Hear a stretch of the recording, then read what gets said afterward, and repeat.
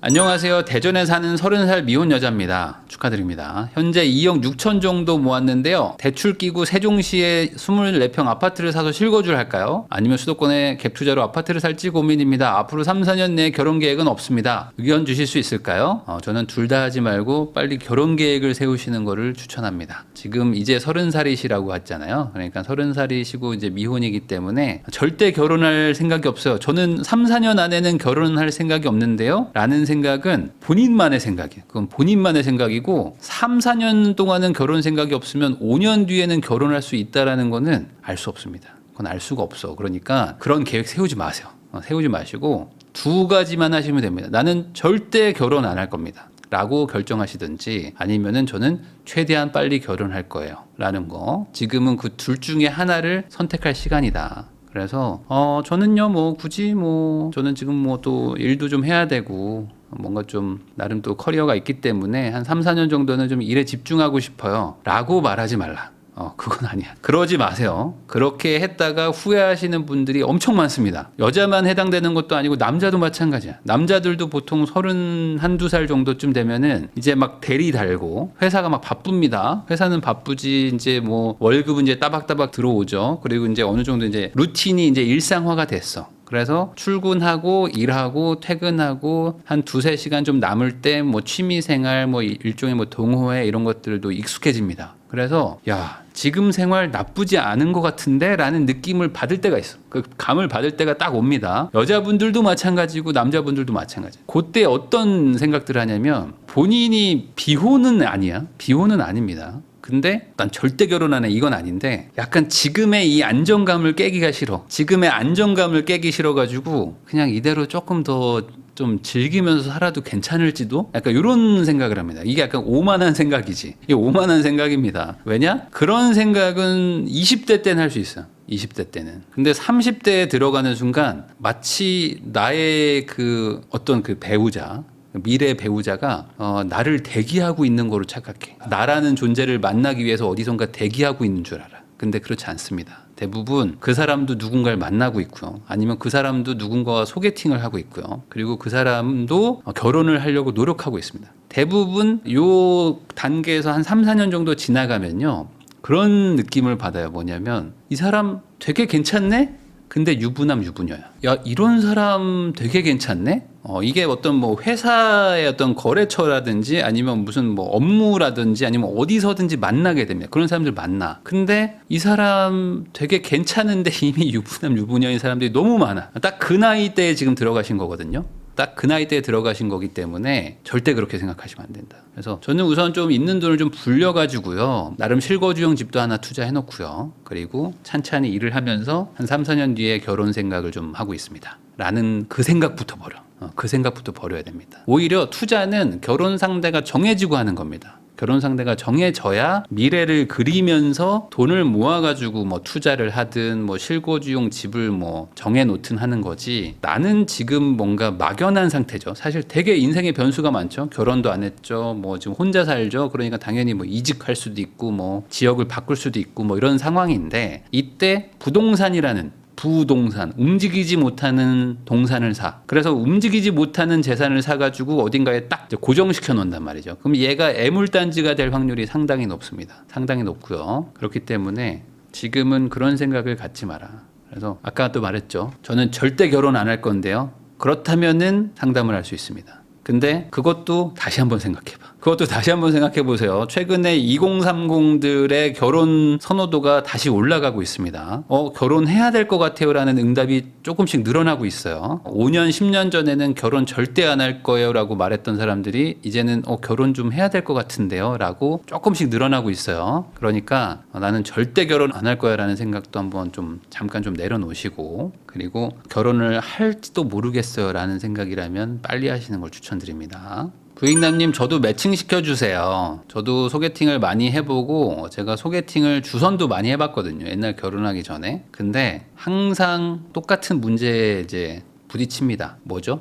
저는요 성격 보고요. 뭐 굳이 외모는 잘 안 봐요. 그리고 사람은 뭐니 뭐니 해도 성격이죠. 이런 얘기를 하는 사람들이 제일 문제야. 저는 성격 위주로 보고요. 저는 뭐 그 사람의 어떤 됨됨이를 많이 보고요. 뭐 저는 뭐 괜찮아요. 저는 뭐 딱히 뭐 이렇게 가리는 거 없고 따지는 거 없어요. 이런 사람들이 제일 문제입니다. 그런 사람들이 제일 까다롭고요. 제일 외모를 많이 보고 가장 어려워. 그렇기 때문에 오히려 차라리 이상형이 명확하든지 이런 친구들이 제일 쉬워. 아예 사진을 보여줘. 나는 이렇게 생긴 애들이 좋아. 이러면 차라리 난데 제일 애매한 게 저는 뭐 외모는 뭐 굳이 상관없고 키도 그냥 뭐 보통 키? 뭐 몸무게도 그냥 보통 몸무게 정도? 뭐 저는 뭐 특별하게 뭐 보는 거 없어요. 이러면 제일 까다롭습니다. 그래서 주선을 하기가 어려워요. 그래서 저의 경험입니다. 저는 성격만 봐요라는 분들은 성격마저 보는 것 같아. 성격이 가장 1번이에요 라고 말씀하시는 분들의 어떤 그 공통점은 다른 것도 다 보고 성격마저 보시는 분들이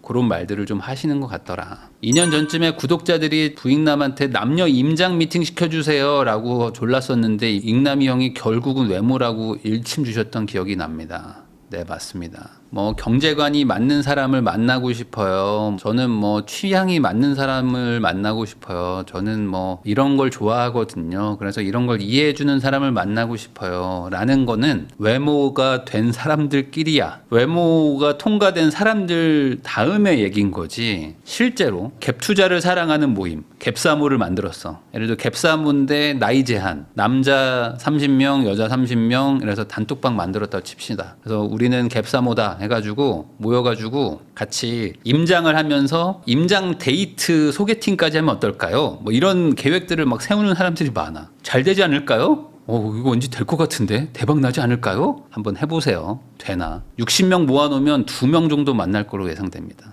60명 모아놓으면 2명 정도 아마 괜찮을 것 같고요. 대부분은 짝사랑만 많아. 대부분은 짝사랑, 그 다음에 한 절반 정도는 한 번 나오고 안 나옴. 그럴 거로 예상됩니다. 안녕하세요. 세종에 사는 공무원 부부입니다. 2년 전에 결혼해가지고 전세로 살다가 이번에 신생아 특례 받아가지고 매매했습니다. 매매하면서 부익남 채널 접하게 됐는데 좀 늦게 접한 것 같아서 아쉬운 마음이 크네요. 다음 상급지 갈아탈 때까지 열심히 공부하려고 합니다. 좋은 이야기 감사합니다. 네, 아이도 생겼기 때문에 신생아 특례를 또 받으실 수 있었던 거죠. 신생아 특례는 받을 수 있으면 받는 게 좋습니다. 진짜로 받을 수 있으면 받아놓으면 이게 꽤나 효자 대출이 될 거예요. 실질적으로 부담도 적고 뭐랄까요? 같은 금액대의 아파트를 사도 신생아 특례, 뭐 디딤돌 뭐 이런 정책 자금을 받으면 똑같은 대출을 갚는데도 불구하고 생활이 한결 낫죠. 한결 낫습니다. 그래서 일반 대출, 그냥 약간 소득이 좀 높고 이런 분들 있잖아요. 그러니까 특례 대출을 못 받는 분들 대비 그래도 좀 살만하게 삽니다. 원금을 좀 덜 갚기 때문에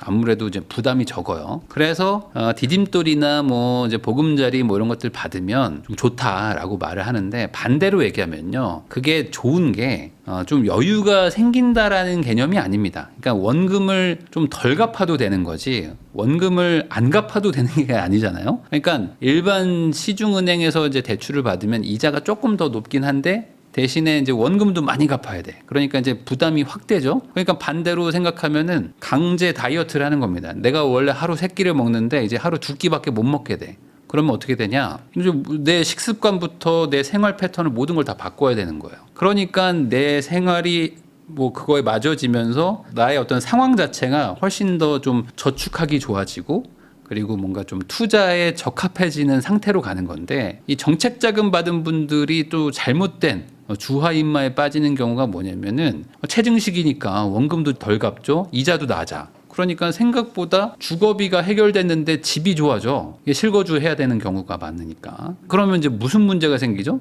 집에다가 돈을 쓰기 시작하는 거예요. 이제 그때부터는 이제 뭐 오늘의 집에서 이제 막 아이템들 막 사기 시작하고 갑자기 이제 쿠팡이 막 바빠져. 왜 이렇게 집에 막 박스들이 엄청나게 늘어나기 시작하죠. 그러면서 소품 사고 막 뭐 집을 꾸며 그러면서 이제 그걸 이제 사진 찍어가지고 남들한테 이제 자랑하기 시작하는 그쪽으로 가면은 이제 안 좋아지는 거죠. 그러니까 나는 이자 아끼고 원금 상환을 좀 뒤로 미뤄가지고 경제적으로 조금 덜 부담스럽게 만들어서 그걸로 잘 또 모아서 다음을 준비해야 되는데 여기가 내 인생의 끝이 아닌데 나는 지금 산 정상에 온 게 아니라 이제 산책로 1번 입구 들어왔는데 마치 자기가 정상에 온 것처럼 살게 되는 거죠. 그러면서 신나게 씁니다. 보통 그때 아이들도 있거든요.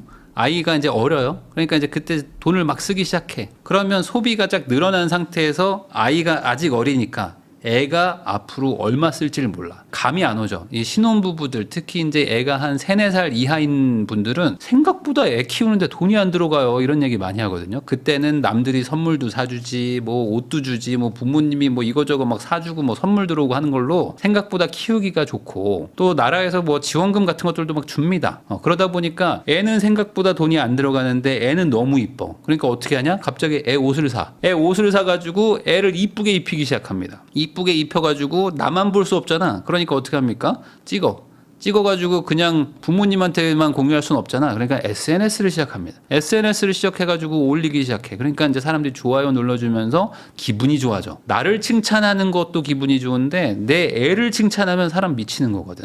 그때부터 이제 사람이 돌기 시작합니다. 그러면서 갑자기 우리 애를 가지고 잠깐만 내가 인플루언서가 될 수도 있나? 뭐 이런 생각도 하고, 우리 애 이쁘게 키워가지고 한번 아이 모델을 한번 시켜봐? 뭐 이런 쓰잘데기 없는 생각들을 하기 시작하면서 소비를 막 해. 그러니까 이제 집이 마음에 안 들어. 집을 이쁘게 꾸며야 돼. 왜냐하면 애도 이쁘게 꾸며야 되는데 배경이 중요하거든. 왜냐면 배경에 뒤에 막 안 좋은 식탁에다가 바닥에 막 장판 보여. 그러면 벌써 마음에 안 들죠? 그러니까 애는 이쁘게 입혔는데 이제 뒷배경이 신경 쓰이기 시작하면서 어떻게 하죠? 바닥에 러그도 깔고 식탁도 바꾸고 조명을 사. 갑자기 이케아를 가. 이케아 가가지고 조명 사죠. 그러면서 이제 그 간접 조명들 뭐 이런 것들 사기 시작합니다. 그러면은 이제 주하인마에 빠진다. 저는 그냥 디딤돌 대출 물어봤는데 왜 그러세요? 죄송합니다. 이렇게 가시는 분들이 너무 많아가지고 조심하셨으면 좋겠습니다. 안녕하세요. 검단 실거주 한 채 있습니다. 실거주집이 부채를 먼저 갚는 게 우선일까요? 아니면 1억 정도 모아가지고 갭 투자로 한 채를 더 매수하는 게 나을까요? 네, 우선은 대출을 갚는 거를 추천드립니다. 대부분의 요즘 특히 이제 제 채널을 보시는 분들은 LTV라고 하죠. 집값 대비 그 대출이 상당히 높을 가능성이 높습니다. 그래가지고 대출을 좀 갚는 게 좋아요. 왜요? 대출 갚지 말라면서요. 네, 예전에는 그랬습니다. 예전에는 대출을 굳이 갚을 필요까지는 없었어요. 왜냐하면 그때는 대출 규제도 좀 덜했고 DSR이니 뭐 원리금 균등 상환이니 뭐 이런 것들도 좀 없었던 시절이 많습니다. 그래가지고 뭐 원금 상환만 하던 시절도 있었고요. 그래서 그때는 대출도 잘 나오고 하기 때문에 굳이 뭐 이걸 갚을 바에는 차라리 레버리지 한번 더 일으켜라 뭐 이런 얘기를 했었는데, 지금은 다주택 하는 게 뭐 좋지도 않고, 그리고 이제 대출 이자가 조금 내려갔다고는 하지만은 뭐 아예 부담이 없는 수준이 아니에요. 왜냐면 예전보다 훨씬 더 대출 금액이 더 커졌거든요. 그러니까 그 대출을 좀 갚는 게 차라리 낫습니다. 왜냐면 똑같은 얘기인데 대출 안 갚잖아요? 그럼 그걸 가지고 잘 굴리지를 않아. 대부분 잘 굴리려고 하다가 차를 바꾸고요. 아니면 갑자기 여행을 가. 요즘에 생각보다 해외여행을 많이 가고요. 그리고 집을 산 다음에 해외여행 가는 사람들이 꽤 많습니다. 왜냐면은 집이라는 게 진짜 사서 특히 실거주를 해보시면 아는데 그 안정감이 장난이 아니거든. 이런 거예요. 뭐냐면 예전에 막 집을 7억짜리를 살까 막 10억짜리를 살까 막 이런 거 막 고민합니다. 내가 무주택자일 때는 막 그런 걸 고민을 해. 그래가지고 7억짜리 사면은 좀 안 올라갈 것 같고 뭐 10억짜리는 무리가 되는 것 같은데 어떡하지? 그럼에도 불구하고 3억을 조금 더 어떻게 좀 땡겨가지고 사서 이거 미래가 더 좋아지지 않을까? 막 이런 고민을 막 합니다. 근데 그러다가 이제 어떻게 7억짜리를 샀어. 사가지고 어찌어찌 하다 보니까 이거 실거주를 해야지만 뭐 이자가 좀 싸대 뭐 이런 걸 막 따져보다 보니까 하다가 이제 실거주를 하게 됐어. 실거주 하잖아요. 그러는 순간 갑자기 투자 의욕이 급감하기 시작합니다. 투자 의욕이 급감해요. 집이 되게 좋은데 가구나 어떤 뭐 가전이 아주 안 좋게 살기가 쉽지가 않습니다. 이 사람은 다 자기가 있는 그 상황에 맞춰가지고 사고방식이 그냥 휙휙 바뀌거든요. 그래가지고 내가 좋은 집에 들어가는 순간 나는 약간 멋진 사람이 되어야만 해라는 그 사고방식이 막 돌아가기 시작해요. 그래가지고 집을 사는 순간 난 원래 되게 재테크 막 꿈나무였고 열심히 악착같이 모아가지고 나도 뭐 20억 부자 된다 하다가 실거주 하는 순간 갑자기 다 놔버려. 그런 분들 많습니다. 왜? 집을 사면 되게 인생이 안정화가 되거든요. 어쨌든 대출 나가는 거 뻔하지, 직장 정해졌지, 집을 샀다는 건 보통 이제 결혼을 하시는 분들도 많고, 이제 뭐 아이 계획 가지고 있는 분들도 많고, 이제 애도 생겨. 그러면 이제 인생이 그냥 되게 행복한 구간으로 들어가기 시작합니다. 경제적으로 살짝 빡빡할지는 몰라도 되게 행복한 구간으로 가는 거지. 그러면 미래를 위해서 내가 당장 희생하는 게 되게 힘들어져요. 되게 힘들어지고 지금 사는 것도 괜찮을지도 약간 이런 생각을 하는 거야. 그러면서 만족을 하게 되고, 그러면은 당연히 집을 꾸미고 다시 애기 옷을 입히고 사진을 찍고 인스타를 하고 자랑을 하고 싶어집니다.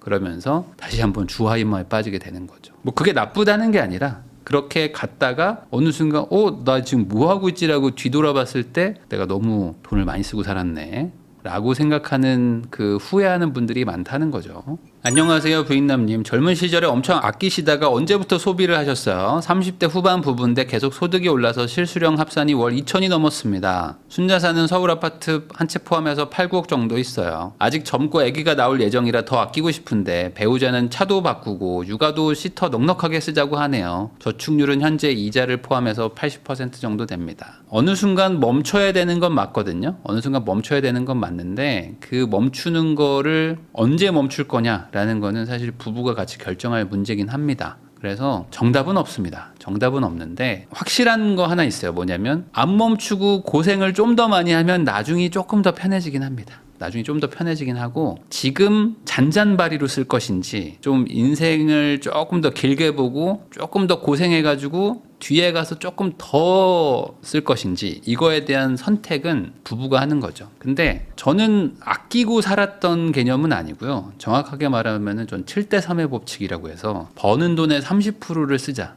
라는 생각으로 살아왔고, 그러니까 당연히 예전에는 돈을 적게 벌었으니까 적게 쓴 것이고, 그러니까 이제 아껴서 산다라고 말을 하는 거지, 아닙니다. 저는 똑같은 삶을 사는 거거든요. 그러니까 많이 벌어서 많이 쓰자는 개념이죠. 근데 비율은 정해놓고, 그러니까 내가 돈을 더 많이 쓰고 싶고 차를 만약에 더 좋은 걸 타고 싶다, 그런 생각이시라면 돈을 더 벌면 된다. 근데 많은 분들이 아까 말한 대로 이제 먹고 살만해집니다. 그리고 이제 집도 샀어. 그리고 이제 어느 순간 이제 좀 안정화가 돼요. 그러면 더 벌 생각을 하지 않고, 버는 건 그대로인데 더 쓸 생각을 하는 거죠. 더 쓸 생각을 하면서 어느 순간 이제 소비율이 막 올라가기 시작합니다. 그게 사실 쉬운 길입니다. 왜 그러냐면 그렇게 하는 게 어려움이 없잖아. 우리 둘만 합의하면 우리는 생활비가 300에서 갑자기 600으로 늘어나는데, 700으로 늘어나는데, 이거 얼마나 편해. 갑자기 나는 뭐 먹을 것도 더 맛있는 거 먹고, 집에서 밥 해 먹을 거 외식도 하고, 훨씬 좋은 거죠.